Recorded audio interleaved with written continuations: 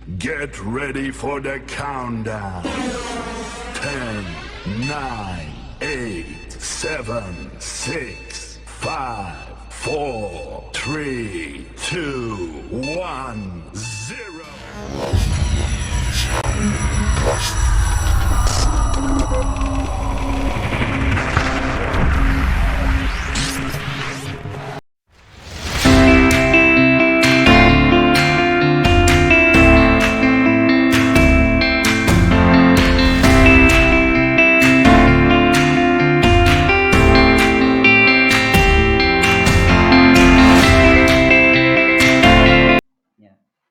Assalamualaikum Pak Madroni. Waalaikumsalam Pak Indra. Gimana kabarnya Pak? Alhamdulillah baik. Pak Indra gimana kabarnya? Alhamdulillah sehat. Ya. Oke Pak. Ya, nanti kan Pak Madroni akan melakukan proses coaching ya Pak ya terhadap rekan sejawat. Di sini saya akan mengingatkan kembali pada proses coaching nanti ada alur tirta yang jangan dilupakan alurnya. Dan dalam prinsip coaching itu adalah salah satunya adalah kemitraan, adanya proses kreatif, adanya memaksimalkan potensi. Nah, nanti ketika di proses coaching, saya akan mengamati di situ, lalu saya juga akan menilai. Penilaian yang akan saya lakukan adalah alur tirta tadi. Jadi, dalam pelaksanaan coaching, jangan sampai kelewat, jangan sampai ada yang ketinggalan. Ya. Lalu pertanyaan berbobot dari coach ya Pak ya, dari Pak Madroni sendiri. Nah, setelah diajukan pertanyaan berbobot dari Pak Madroni sebagai coach, nanti apa respon dari coach ya yang akan disampaikan. Jadi selanjutnya Pak, saya akan memberikan beberapa pertanyaan nih terhadap Pak Madroni.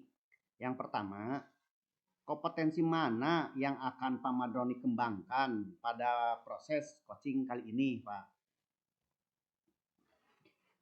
Baik Pak, kalau bicara coaching, kompetensi yang akan saya kembangkan itu Pak berupa satu adalah kompetensi present kehadiran, yang keduanya adalah bagaimana mendengar aktif, ya. Kemudian yang ketiganya saya akan mencoba bagaimana mengajukan pertanyaan yang berbobot ke coaching itu Pak.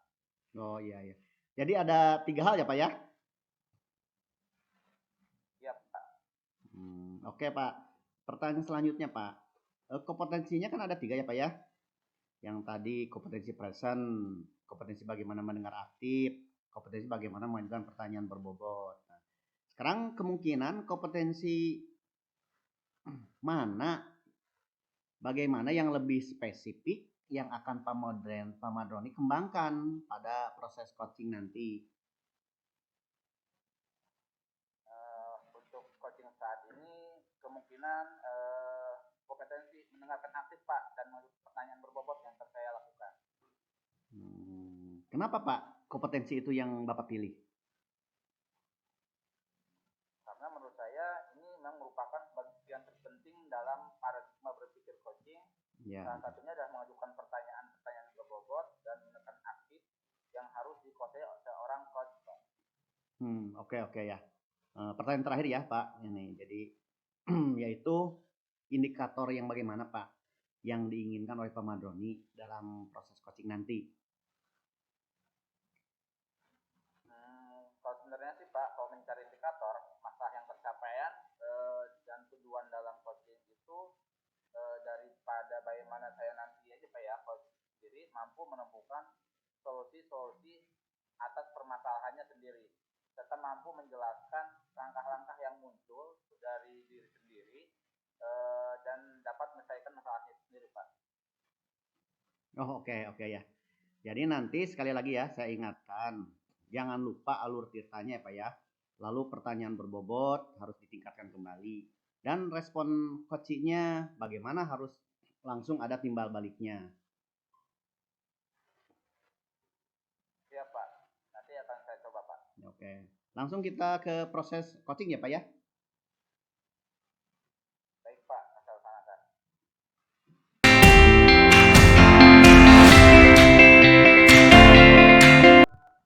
Assalamualaikum Pak Indra. Waalaikumsalam Pak Madroni. Gimana kabarnya Pak Madroni? Apakah kabarnya? Gimana Pak Madoni? Apakah ada yang ingin disampaikan? Ada Pak Indra, saya ingin tahu dulu waktu Bapak. Ruang Pak, silahkan kalau mau ada yang didiskusikan. Silakan Pak Madoni, kalau ada yang mau disampaikan di sini juga ada Pak Haris, mungkin bisa memberikan masukan. Ya Pak, saya ingin mendapat masukan dari Bapak bagaimana cara mengimplementasikan pembelajaran diferensiasi di luar Pak. Oke, ya jadi Pak Madoni merasa kesulitan dari pengimplementasian pembelajaran berdiferensiasi ya Pak? Lebih spesifiknya bagian mana kira-kira Pak? Jadi gini Pak, jadi yang saya pahami ini dari pembelajaran berdiferensiasi kan kita bisa melayani seluruh siswa Pak. Sedangkan siswa yang dihadapi banyak. Saya bingung Pak, bagaimana melayani masing-masing kebutuhan anak dengan biaya belajarnya. Sedangkan saya sudah sejak awal menjawabnya, sudah juga melaporkan biaya visual, auditori dan ini. Sudah yang dan tapi gimana ya untuk memasukkannya di kelas supaya dalam waktu jam efektif Pak. Oke, baik-baik Pak. Kita tarik garis besarnya dulu ya Pak. Diskusi ini tadi Bapak Madroni ini ingin mengimplementasikan pembelajaran berdiferensiasi. Bapak juga pernah melakukan tes diagnostik dan yang diinginkan Bapak bagaimana pembelajaran diferensiasi di kelas bisa dilakukan dengan efektif ya Pak ya. Sebelumnya saya akan bertanya kepada Bapak, apakah Bapak sudah melaksanakan pembelajaran diferensiasi selama ini?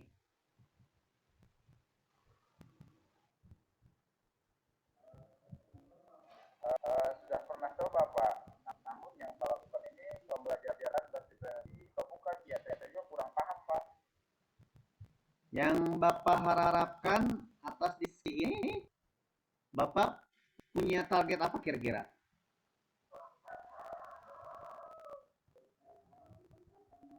Saya berharap sih Pak bisa mengajar berdiferensiasi di lagi Pak. Oke, jadi Bapak Madroni itu bisa lebih paham dan berharap mengajar berdiferensiasi lebih ya Pak ya. Padahal Bapak sudah melakukannya Pak ya, sudah mengaplikasikannya. Mungkin yang Bapak rasakan belum maksimal. Oke, sejauh ini yang telah Bapak rasakan dalam pembelajaran diferensiasi, masalah yang timbulnya kira-kira apa Pak? Untuk masalahnya Pak ini Pak kesulitan dalam membagi waktu dan juga dalam bersamaan untuk memahami kebutuhan anak yang berbeda Pak. Jadi saya belum merasa kompeten gitu. Jadi merasa kesulitan membagi waktu dan menerapkan pembelajaran diferensiasi itu dalam siswa yang banyak ya Pak ya, dengan gaya belajar yang berbeda-beda itu. Jadi kalau misalkan Bapak ditanya nih, menilai dari diri Bapaknya sendiri, kira-kira Bapak nih pembelajaran dan berdiferensiasi ini sudah mencapai level berapa Pak? Antara 1 sampai 10 kira-kira Pak? Kira-kira mungkin level 5 kayaknya Pak ya. Oke, Bapak di level 5 ya Pak ya. Jadi tentang pemahaman secara teoritis mungkin dan secara praktis apa ya. Jadi harapannya kira-kira Bapak mau menaikkan kelas berapa ya Pak? Kalau saya sih Pak pengennya 8 ya Pak. Oh, oke baik. Mari kita coba diskusi ya Pak ya. Jadi bagaimana nanti Bapak menaikkan level dari level 5 ke level 8. Jadi kalau kita berbicara tentang pembelajaran berdiferensiasi, yang tadi dibilang bahwa tentang cara menerapkan pembelajaran diferensiasi itu dapat mengakomodir Pak semua kebutuhan siswa yang banyak ya Pak ya, dari berbagai karakter itu. Coba apa yang pahami tentang pembelajaran berdiferensiasi itu? Jadi kira-kira ada berapa sih Pak pembelajaran berdiferensiasi itu Pak?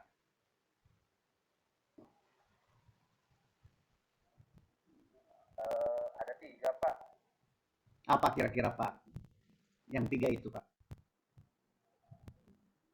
Yang satu mungkin diferensiasi konsep, yang kedua diferensiasi proses, dan yang tiga diferensiasi produk Pak. Oke. Jadi sejauh ini Bapak sudah mempelajari berdiferensiasi di kelas. Bagaimana Bapak Ibu Bapak melaksanakan pembelajaran berdiferensiasi selama ini? Kira-kira Pak.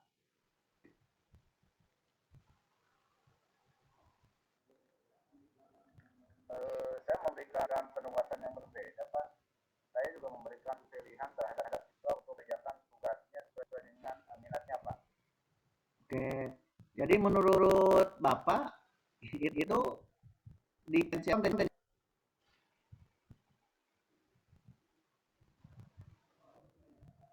Produk kayaknya. Nah, makanya kita diskusi lebih dalam lagi ya Pak ya. Kita perlu memahami lebih dalam terlepas dari konten atau produk yang Bapak bisa lakukan, kira-kira untuk berpikir solusi seperti apa sih untuk meningkatkan pembelajaran diferensiasi dari Bapak tadi berbicara bahwa Bapak baru di level 5 dan ingin ke dalam tadi.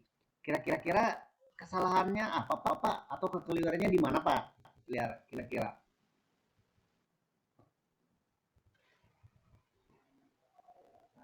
Apa ya? Mungkin dalam perencanaannya Pak. Kayaknya perencanaan saya kurang ya Pak.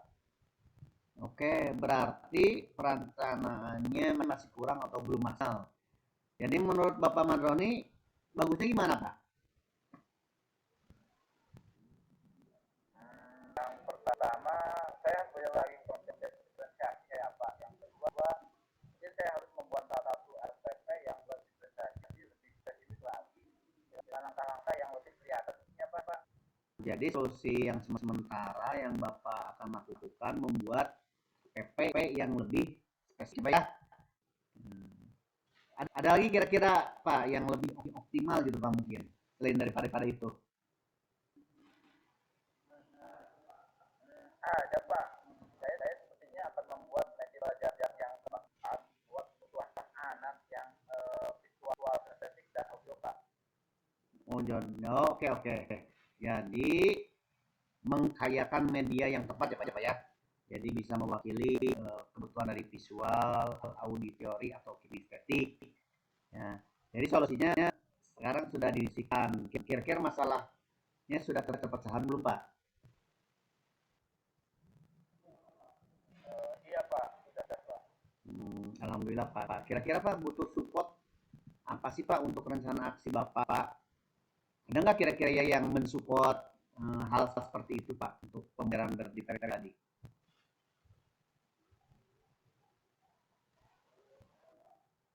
Ada Pak.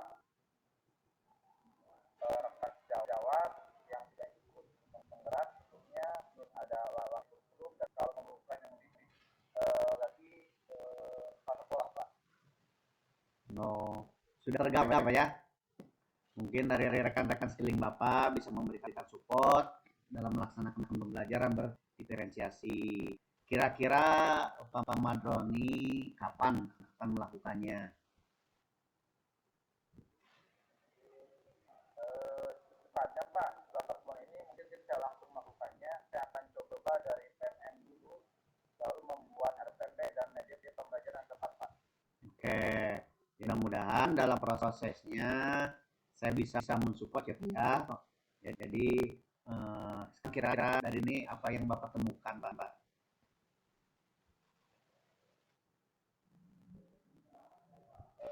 Pencerahan ya Pak, tentunya saya tidak kepikiran Pak, saya akan melakukan dan ternyata sosialisasi sendiri Pak. Ya Pak, betul Pak. Jadi memang prinsipnya dari obrolan dengan rekan sejawat itu kayak kita ya Pak, itu akan membuka pikiran kita sendiri Pak. Jadi mudah-mudahan rencana yang akan Bapak lakukan tadi dari membuat perencanaan, dari membuat media pembelajaran dapat berjalan dengan baik ya Pak ya, dan ya dapat tercerahkan lah. Ya, itu ya Pak ya. Terima kasih ya Pak ya. Sama-sama Pak, terima kasih atas waktunya juga. Ya, Oh ya, sama-sama baik, baik, baik ya. Mudah-mudahan lancar ya. Iya Pak, terima banyak.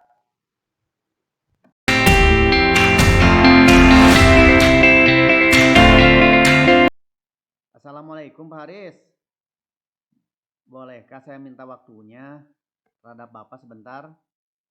Waalaikumsalam Pak Indra. Oh, tentu saja boleh Pak. Kebetulan saya sedang senggang. Ada apa Pak? Kelihatannya serius sekali nih. Begini Pak, saya sedang bingung nih Pak. Eh, mm-mm. Bingung kenapa Pak? Pasti ada Begini, masalah apa? iya Pak, gini Pak. Jadi saat ini saya menghadapi suatu permasalahan Pak. Najil Pak, kelas 5 itu. Dia sering sekali datang telat Pak. Tiap hari pelajaran Pak. Jadi ini tentang Najil yang sering datang terlambat ya Pak ya?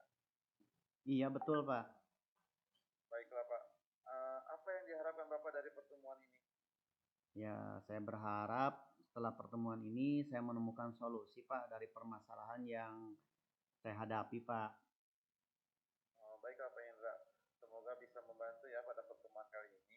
Semoga Bapak bisa mendapatkan solusi atas keresahan permasalahan yang Bapak hadapi. Ya Pak, amin Pak, amin. Oke, tadi Bapak bilang Najil selalu terlambat ya masuk ke kelasnya. Iya betul Pak. Seberapa sering Najil telat masuk kelas itu Pak? Hampir setiap hari Pak. Sering Pak, sering banget itu Pak. Oh, wah, jadi hampir setiap hari datang terlambat. Kira-kira Pak Indra sudah tahu kenapa Najil sering terlambat? Iya Pak, ternyata informasi yang saya dapat Pak, jadi Najil itu tidurnya suka malam sekali Pak. Jadi dia itu suka begadang, main game itu Pak, yang saya tahu Pak. Oh, jadi Najil suka begadang ya Pak ya? Kira-kira game apa yang suka dimainkan sama Najil itu Pak? Itu katanya itu Mobile Legend dan apa tuh? Apa ya namanya itu? Free Fire kan Pak. Ya, ya. Baik. Terus Pak Indra, apa saja sudah dilakukan sama Pak Indra supaya si Najil tidak terlambat ke sekolah? Ya, menurut Pak, tapi kayaknya belum ada perubahan. Jadi sampai-sampai saya juga capek sendiri. Akhirnya saya kadang suka mengacuhkannya. Mungkin saya selama ini kurang maksimal Pak dalam mengingatkan dan menegur Najil itu Pak. Jadi begitu. Jadi Bapak kurang maksimal dalam menangani ya si Najil belum bisa taat terhadap peraturan sekolah ya Pak ya? Iya Pak, iya Pak. Saya juga sadar Pak, ya mungkin belum maksimal lah Pak. Jadi mungkin saya jangan bosan ya Pak mungkin ya menegur Najil. Kalau begitu tuh, kira-kira apa yang akan Bapak lakukan menindaklanjuti hal tersebut? Mungkin karena saya sudah berusaha menegur ya Pak ya, tapi tidak mempan, ya saya berencana itu menjalin komunikasi secara khusus Pak dengan Najil. Sana saya akan memanggil Najil dan menerapkan segitiga restitusi Pak. Jadi biar Najil itu tuh tahu dan menyadari di mana letak kesalahannya Pak. Dan saya berharap dengan adanya segitiga itu motivasi intrinsik ya yang ada pada diri Najil itu terbangun, jadi dia selalu masuk ke sekolah dengan tepat waktu Pak. Jadi Pak itu akan melakukan restitusi ya kepada Najil ya Pak ya? Ya Pak. Itu langkah yang tepat ya Pak ya? Karena segitiga restitusi bertujuan untuk membangun motivasi intrinsik dari Najil yang akan Bapak lakukan itu sangat luar biasa untuk mengatasi masalah tersebut. Nah Pak, kira-kira apa ukuran keberhasilan dari rencana yang Pak Indra lakukan? Mungkin ukuran keberhasilannya ketika Najil sudah bisa membagi waktu dengan baik Pak, atau dengan bijak antara waktu tidur atau bermain game, ya sehingga Najil itu tidak telat lagi Pak ke sekolahnya. Baik Pak. Jadi ukuran keberhasilannya ketika Najil benar-benar sadar ya untuk masuk ke sekolah tepat waktu ya. Bapak betul Pak. Terus Pak Indra, kira-kira siapa yang dapat membantu Najil menjaga komitmen untuk masuk tepat waktu ke sekolah? Mungkin yang di rumah itu orang tuanya mungkin tak ada kakaknya Pak, mungkin kita bisa minta ke kakaknya atau teman-teman Najil Pak yang mungkin yang dekat dengan Najil, yang ingin membantu lah Najil dan untuk berkomitmen ya, jadi biar mengingatkan Najil supaya tidak terlambat Pak. Ya, itu bagus sekali ya Pak ya. Dan kapan Bapak akan melakukan restitusi? Mungkin segera lah, mungkin setelah obrolan ini akan langsung ketemu dengan Najil Pak, biar ya cepat beres Pak lah. Ya, ide yang bagus ya Pak ya, dan mudah-mudahan dapat tersampaikan dengan baik. Ya, terima kasih ya Pak ya.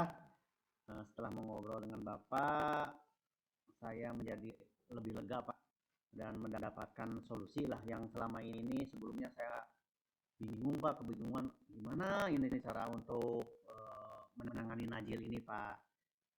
Itu Pak. Ya Pak, sama-sama Pak. Alhamdulillah. Nah, baik Pak, saya kembali ke ruang guru kembali ya Pak ya. Dan selanjutnya saya mungkin nanti akan bertemu dengan Najil. Maka Pak Indra, Ya, Assalamualaikum.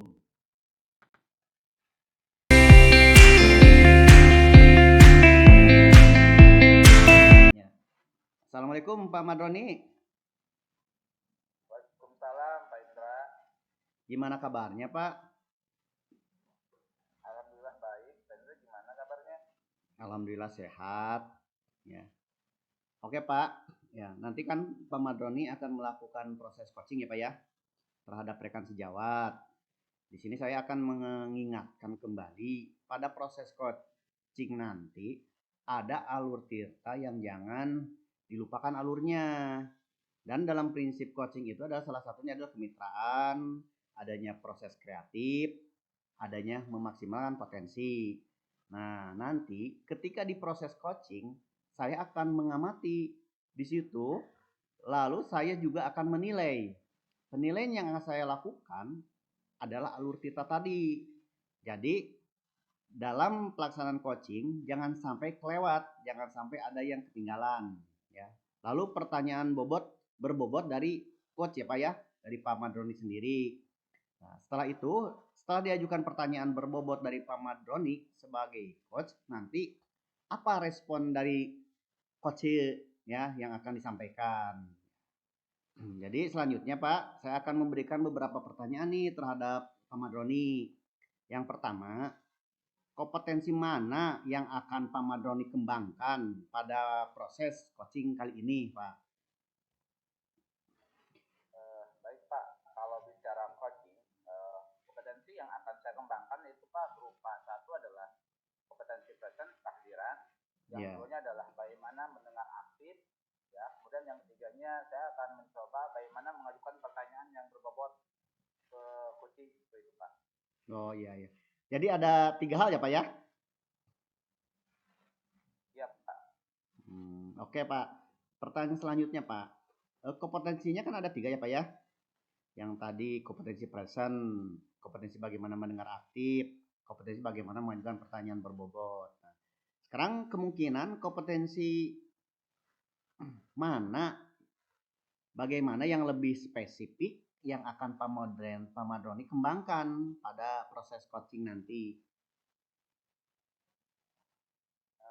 Untuk coaching saat ini kemungkinan berkompetensi, mendengarkan aktif Pak, dan menjawab pertanyaan berbobot yang akan saya lakukan. Kenapa Pak kompetensi itu yang Bapak pilih? Karena menurut saya ini memang merupakan bagian terpenting dalam paradigma berpikir coaching. Ya. Salah satunya adalah mengajukan pertanyaan-pertanyaan berbobot dan menekan aktif yang harus dikuasai seorang coach Pak. Oke ya. Pertanyaan terakhir ya Pak, ini jadi yaitu indikator yang bagaimana Pak yang diinginkan oleh Pak Madroni dalam proses coaching nanti.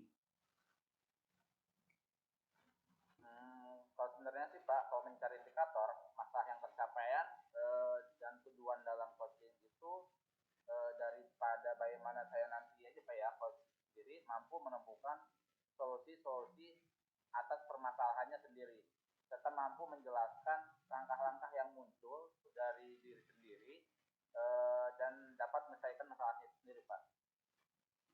Oh oke ya. Jadi nanti sekali lagi ya saya ingatkan, jangan lupa alur ceritanya ya Pak ya. Lalu pertanyaan berbobot harus ditingkatkan kembali. Dan respon coachingnya bagaimana harus langsung ada timbal baliknya. Siap Pak, nanti akan saya coba Pak. Oke, langsung kita ke proses coaching ya Pak ya. Baik Pak, asal sanakan.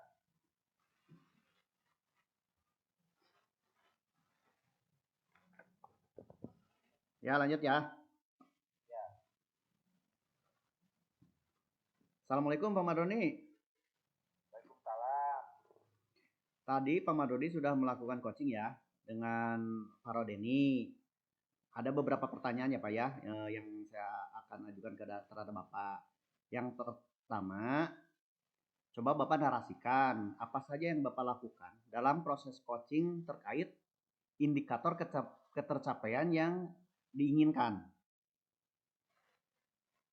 Oh iya Pak, tadi dalam proses coaching saya mencoba menerapkan prinsip-prinsip coaching, lalu menerapkan proses coaching dengan alur cerita, di mana dalam proses tersebut saya menanyakan di awal apa tujuan yang ingin saya capai dalam percakapan itu, kemudian saya menggali identifikasi lebih dalam masalah-masalah dari coaching sehingga saya mampu mengoptimalkan saran-saran yang keluar langsung dari coaching.